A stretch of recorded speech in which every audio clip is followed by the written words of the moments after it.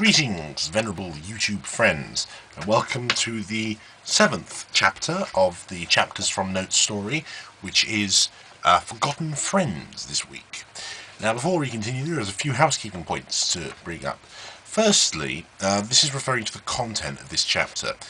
If you read this chapter, you will see that at the end, I do very directly use the chapter title. And I have done that once before with In the Foothills of Mount Karkutai. I want to make it clear, however, I am not going to cheat.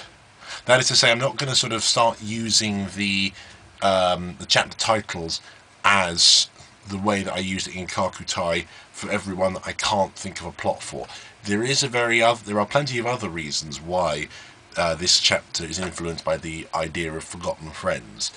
And if you read the chapter itself, it will make it apparent. And I'm going to read, actually, one area of how it's influenced here today for you. So yes, there is that. Another issue is the recent flood of chapter suggestions. And you're thinking, hold on, Michael, I haven't seen any comments on YouTube, and it's true, the comments on YouTube have dwindled very significantly. But this week I am up to 404 on the grounds of a very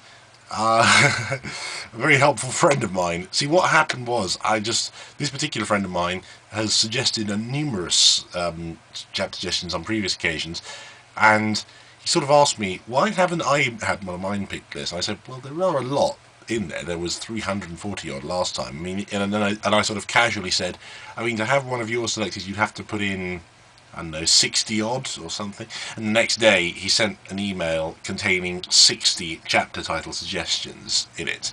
So one Philip J. Schaffenfreude, I'm not exactly sure how to pronounce it, but he has put 60 suggestions in, and he is the only person besides my weekly suggestion that has put anything in this week.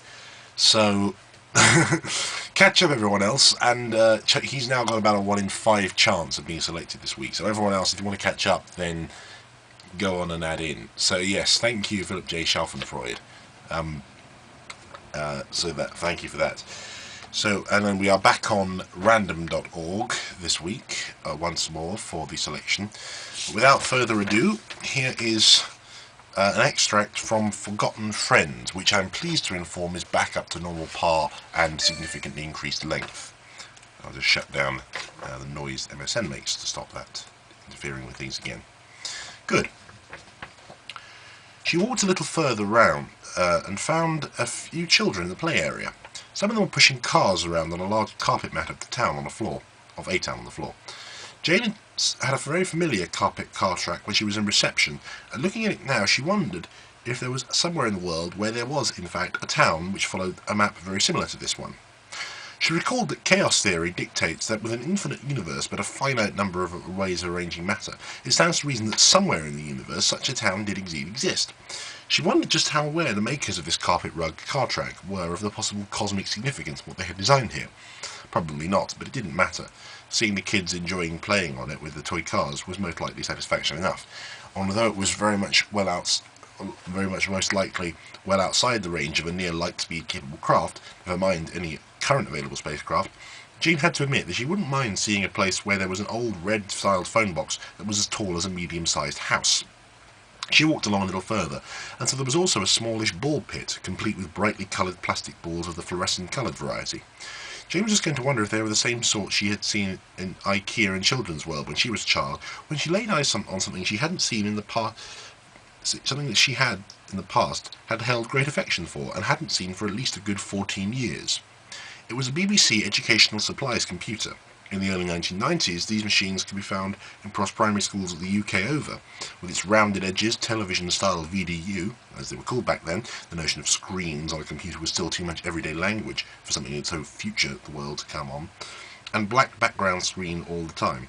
16-bit colour was all it could handle, and don't think there were any possibility of the internet. Back then, the internet, to most people, would have been a poorly pronounced and thickly accented way of describing the ball's resting place in a goal at a football match. She looked over, and indeed the top of the VDU's housings, branded in plastic, were the words BBC Educational Supplement Computer, and indeed the brand was Acorn Computers.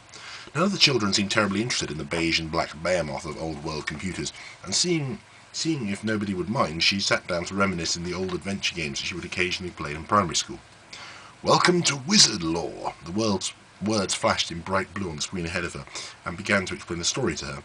It seems she was to fulfill the role of the young wizard's apprentice she had been studying under the skills of the magic arts and knowledge of how only to use them for good. But the wizard had been kidnapped by the evil queen of the great realm to the northeast, and had been forced to use his magic for evil. However, fortuitously, the wizard had left a series of magical pathways that you can use to come and free him, but you need to find the pieces of the map that are scattered across the land of the great green oak tree, and you must do so before Alx, the northern spymaster, who wants to... After a while, the storyline glossed over Jane, and she began to wallow in slight nostalgia of her primary school years.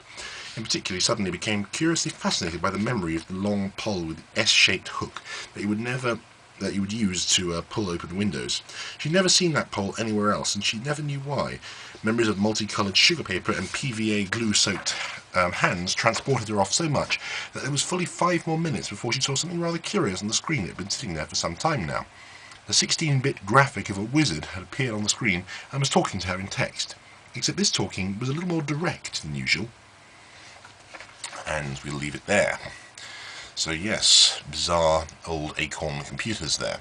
Anyway, this week's random chapter selection, always a fun time.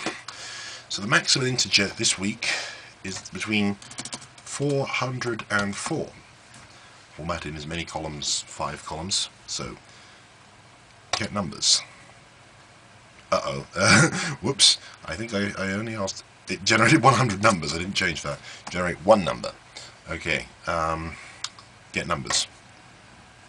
217. I'll just show you that, so you don't think I'm lying. 217. Okay. So what is 217? Dr. Schalfenproud has a 1 in 5 chance of being chosen. Everyone else, well, depending on how many you put in. 217 is... Hop, Hop, Hop by Easily Crazy Hat. Actually, Easily Crazy Hat put quite a lot in as well, so it's quite... Hop, Hop, Hop. Hop, Hop, Hop. This could be an easy one, or a tough one, to quote Abby Simons there. Okay, hop, hop, hop. It's quite a random suggestion, but then that's what I'm looking for. Well, thank you, Easily Crazy Hat, who I believe is from the Ning.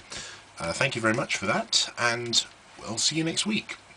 Hope to keep the chapter suggestions coming in, and talk to you soon. Bye-bye.